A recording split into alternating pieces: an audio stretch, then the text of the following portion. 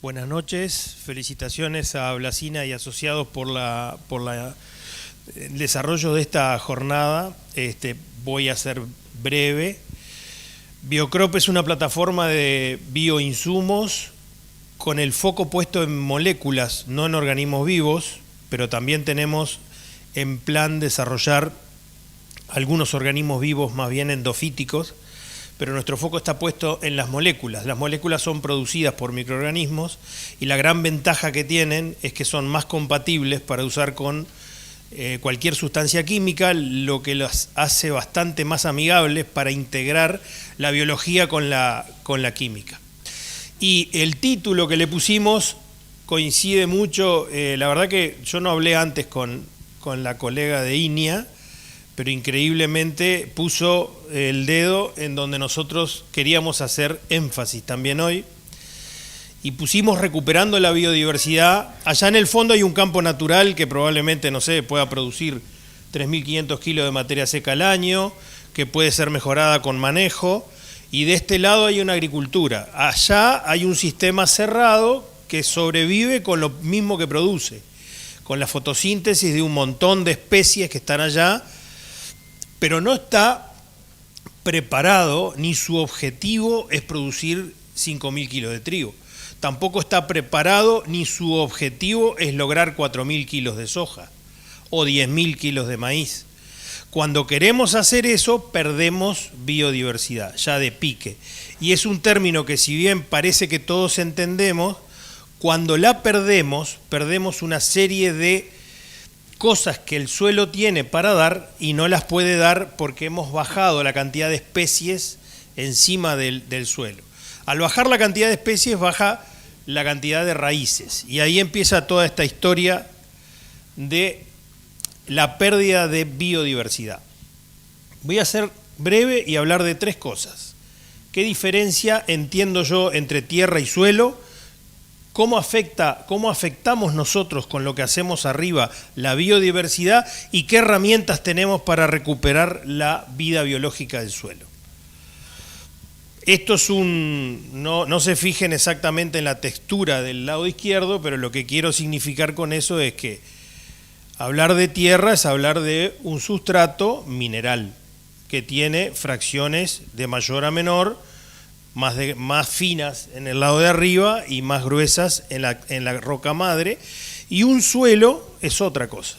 Un suelo es la incorporación de un montón de vida microbiológica y de macrofauna que hacen que nos provee de un montón de nutrientes que esta parte no. Entonces, cuando hablamos de... A ver, ¿este es el puntero? Sí. Cuando hablamos de, ¿se puede hacer agricultura acá? Sí. Si yo tengo riego acá arriba y le proveo a esta tierra de la suficiente cantidad de nutrientes, puedo hacer agricultura. De hecho, este país tiene muy poca historia agrícola, pero si nos vamos a Estados Unidos, a ciertas partes, o nos vamos a Europa, España, Francia, nos vamos a encontrar con suelos que ya están casi en el horizonte B. Es un sustrato al cual le agrego un montón de nutrientes, macro y micronutrientes.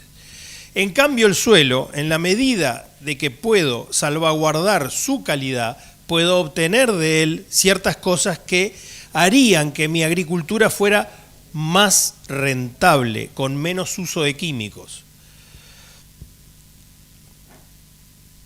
¿Qué afecta la calidad de ese suelo que estoy produciendo? Esta es una imagen fea, no la tomamos no hace mucho, es una avena que estaba ya sufriendo la falta de agua, en un suelo que está bastante degradado, es bastante, perdón, ¿cómo vuelvo para atrás con el de abajo? Este suelo es un suelo bastante degradado, estamos de acuerdo, pero ¿qué pasa? ¿Cuál es ¿Por qué llegamos a esta situación? ¿Por qué llegamos a situaciones de degradación de suelo? No importa si partimos de un suelo pesado o de un suelo liviano. Uno de los motivos, acá puse 4, que a mí me parece de los más importantes. Una es la dinámica de la fertilización altamente soluble y frecuente. ¿Podemos dejar de fertilizar? Yo creo que no. Hoy no, es un suicidio, digamos. Pero ¿qué podemos hacer para mejorar? Podemos cambiar las fuentes de fertilización o eventualmente ir modificando, ir sustituyendo, ir cambiando las fuentes, eligiendo aquellas de menos salinidad o armando un esquema de una metodología de aplicación que no sea toda junta. Lo otro que afecta a nuestra diversidad es la falta de cultivos en la rotación. Mucho de esto ya se dijo en las exposiciones anteriores. Otro es el uso de fungicidas, tanto en semilla como arriba. ¿Puedo dejar de usar fungicida? No. Si yo tengo mancha, tengo roya, no puedo dejar de hacer fungicidas. Pero me tengo que empezar a preguntar cómo podría hacer para bajar la cantidad de activos dentro de los cultivos. ¿Qué pasa con el fungicida en semilla? En realidad, cuando nace la semilla, nace la radícula, el fungicida que está rodeando la semilla, fungicida químico, ¿verdad? El fungicida de síntesis química. Lo que está haciendo es paralizando la actividad, en algunos casos matando directamente, por eso es fungicida, muchos de los hongos benéficos que rodean a esa semilla. Es más, en una agricultura continua, lo aprendimos cuando la gente de SOSEI está acá del laboratorio, empezamos a hacer pruebas con análisis de nuestros suelos y nuestros sistemas, aprendimos que una de las primeras cosas que desaparecen en agricultura continua son los hongos benéficos. Esa fue la introducción de Eduardo, y en verdad yo diría todos por los hongos. Sería recuperar los hongos benéficos del suelo, es un antes y un después. ¿En qué? En la estructura del suelo. Y la poca cobertura cuando el sol incide directamente. ¿Qué nos pasa cuando pasan estas cosas? Bueno, ya en la sequía tuvimos grandes problemas de rendimiento, tuvimos resiembras, cuando hay un exceso de agua también tenemos resiembras, perdemos semilla, perdemos fertilizante con el exceso de agua. Entonces, cuando hablamos de estructura, que fue una de las cosas que coincidimos mucho con el énfasis que dio Valentina en su exposición, es que perder estructura es perder capacidad, es perder, como si estuviéramos hablando de un circo, perder la red que nos sostiene cuando nos caemos. Y yo creo que ahí tiene que estar el foco, en cómo hacemos para recuperar parte de la estructura perdida, que ella habló de la estabilidad de agregados.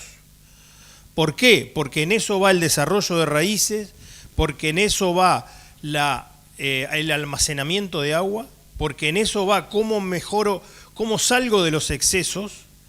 Un suelo que esté bien drenado y que tenga buena estructura, con estos excesos de lluvia que tuvimos a la salida del verano, es impresionante porque lo vemos en nuestros propios campos, digamos, que sembramos nosotros, cómo la mejor estructura es una esponja, el suelo es una amortiguación.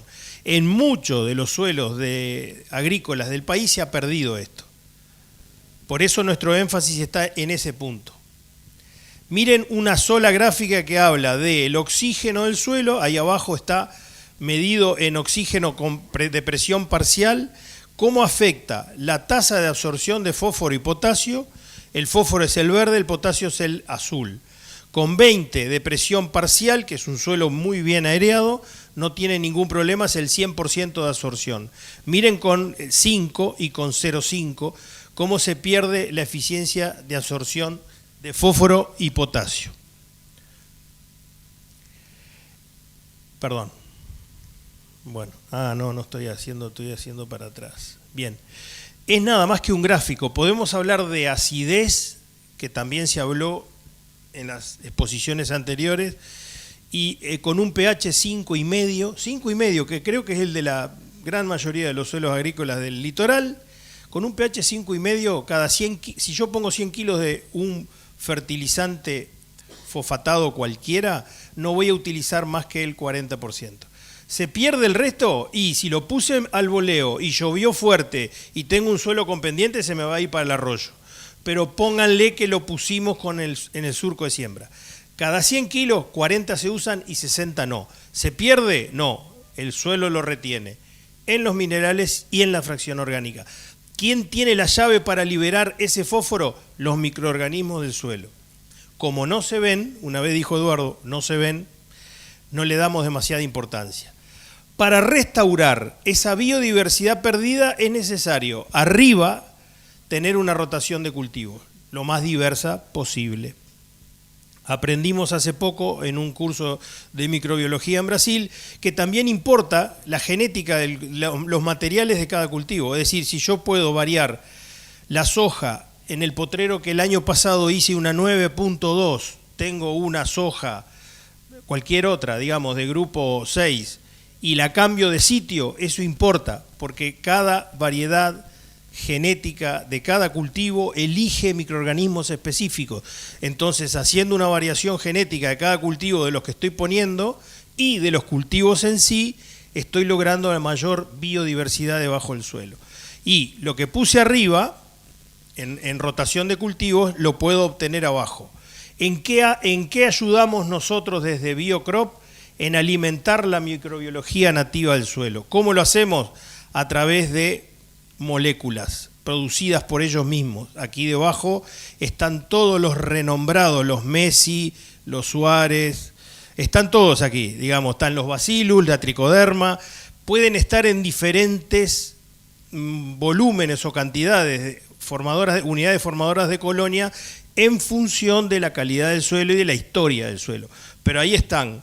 Si nosotros señalizamos bien para los organismos benéficos que están dentro del suelo, lo que estamos haciendo es incrementando la velocidad con que estas unidades formadoras de colonia crecen y aportan para esta diversidad de cultivos encima.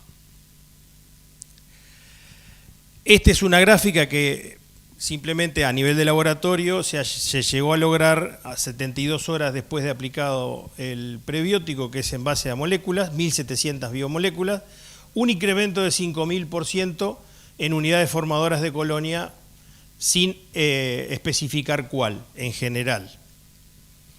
Y básicamente lo que planteamos como aporte, como herramienta para trabajar en conjunto con las otras acciones que los anteriores expositores mencionaron, es alimentar la microbiota nativa del suelo para que ella se transforme en una biofábrica y aporte parte de lo que nosotros necesitamos para sustentar nuestra agricultura encima.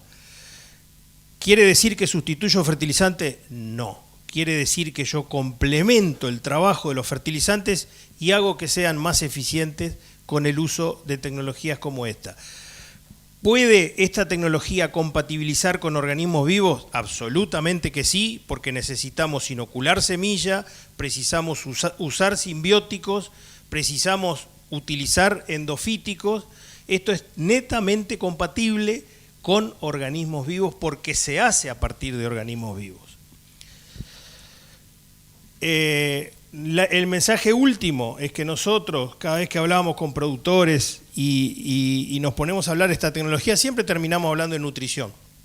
Siempre terminamos hablando de fertilizantes, de fuentes de fertilizantes, de cuáles son dañinas, cuáles no. No quiere decir que haya que descartar unas por otras, sino entender cómo funciona cada una para hacer el menos daño posible. Miren, la biodiversidad y la ganancia que tenemos a futuro va a depender de cuánto podemos quitar de presión al sistema en los químicos y cuánto podemos acompañarlo con lo que hacemos encima en materia de diversidad de cultivos y debajo cómo alimentamos la microbiología del suelo. Muchas gracias Eduardo.